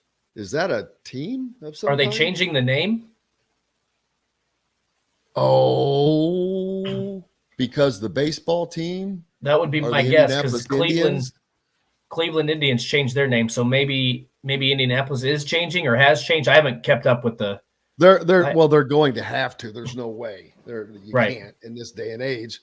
But I'll tell you what, I sure love that name a hell of a lot better than the freaking Guardians Cleveland's name. Whatever their name is, I won't say it. The Cleveland baseball team. Yeah. That's another point. I loved the Washington football team. I actually did too. I loved that name. They should have left it as that, the Washington football team. They should have left it as that. Yeah, I actually did like that too. I don't even know what their name is. Again, it's like Cleveland. I ignore it. The Commanders. Yeah, exactly. Okay. That's why I ignore it. Yes. I ignore it. You got that Peyton Manning clip there, John Boy? If what you sent me a preview for a movie on Disney Plus, I don't have a clip of Peyton Manning. This was well, the last thing I sent was a YouTube thing. We'll hit it tomorrow. I'll look for it myself. I'm trying to do it again right now, but yeah, what was let's see. I'm not gonna have enough time to get it downloaded and uploaded before the show ends. We'll do it tomorrow. Yeah, whatever. So there's that. yeah. I like the name the Indianapolis Arrows. I do too. That is good. Man, that flows. I like it. In the Indy Arrows. Man, that is a great name. Now, Rudy, if you didn't see that, you better start getting a copyright there on that something. Is it weird enough though for the Indianapolis Indians is not weird enough. Like I feel like if you're a minor league baseball team, you have to have a weird name, like the Savannah Bananas. No, you do not. You have to win, baby. No, nobody. Okay. If you win, it doesn't matter. Nobody cares. And in AAA, that's not how it is. That's single A, little double A. The Louisville Bats are they AAA? Well, that's because the Louisville Slugger is made in. I know, but I'm saying it's kind of a goofy name. Well, they originally started as the River Bats. Boy, that's really bad. It was stupid. But now they're just the Louisville Bats. They actually originally started as the Louisville Redbirds because they were an affiliate of the Cardinals. Well, that was a completely different team. The franchise, the original franchise that was in Louisville, not this franchise. That was a different franchise of the Cardinals, yes, and they left. This is a franchise that moved in, and is a AAA affiliate of the Reds, who, started out as the River Bats, and they play at Louisville Slugger Field, and then they changed it to just the Bats. So now they're the Louisville Bats that play at Louisville Slugger Field. It all makes sense. I'm just saying, is there something more what would be like popular it's to AAA, Indianapolis, man, or native to Indianapolis that you could name it? I'm not saying it has to be like Arrows. But why would what's great about Arrows? Well, because it is an easy transition. They came from American Indians, Native American Indians. Yeah, that's why I say it is an easy transition. But this was Indiana is named after Indiana. Get it? No, I don't. Indiana. So they're lucky that they don't have to change the name of the state. Pete likes the name. Yeah, the Arrows. I'm all in. I am all in. Arrows. Rudy says that was supposed to be the Indianapolis Major League team in the mid '80s. Huh. So there you go. Do you think if Indianapolis is there ever a chance that Indianapolis gets an MLB team? Like, because Miami is not it. Oh, well, absolutely. I think you can build. I'm not saying they do, but Indianapolis is large enough. I think so too. But the thing is, the problem is, all right, you've got one in St. Louis, Chicago, Cincinnati, Cleveland. There's two in Chicago. You got Detroit. 2 in Chicago, St. Louis, Detroit. They're surrounded, man. But that Major was League Baseball likes to try to, but that's true. But the NFL, I mean, the Colts didn't have any trouble getting backing there. So I feel like there's a big enough contingency. There was one pro team here. Yeah, but there were also cities with those NFL teams in them. All those cities we just named had NFL teams. All fun, great fun discussions. We'll pick this up again tomorrow. Looking forward to that, which is on Wednesday. And you know what that means? The great Bob Kravitz from The Athletic, Kyle Neddenrip from the Indy Star will join us, and the Hall of Famer, Ricky B. Rick Bozich, the leading Chicago White Sox fan. We'll see how his week is going. Looking forward to it as always. Big thanks to Mike DeCourcy, of course, and Chronic Hoosier for joining us today. Dustin, of course, John, the producer, and most importantly, thanks to you guys. We appreciate you more than you know. Make sure you support our sponsors. Go to your Apple App Store or Google Play Store. Sign up for the WOW Club, please. We greatly appreciate it. And if you're in the Bloomington area, I want some people to start coming out to our Friday show. We'll do a real show, and I'll feed you. So how about that? I mean, I need to start talking about that more. The Water Boys is a good one. All right, guys, y'all have a great day. We appreciate you. Until tomorrow, I'm Jim Coyle. I will see you on the radio. Thanks for listening to Indiana Sports Beat Radio. Be sure to subscribe to our YouTube page for more clips and team coverage of Indiana basketball, football, and more. You can also find full episodes and tons of other content on thehoosier.com. We'll see you next time for another edition of Indiana Sports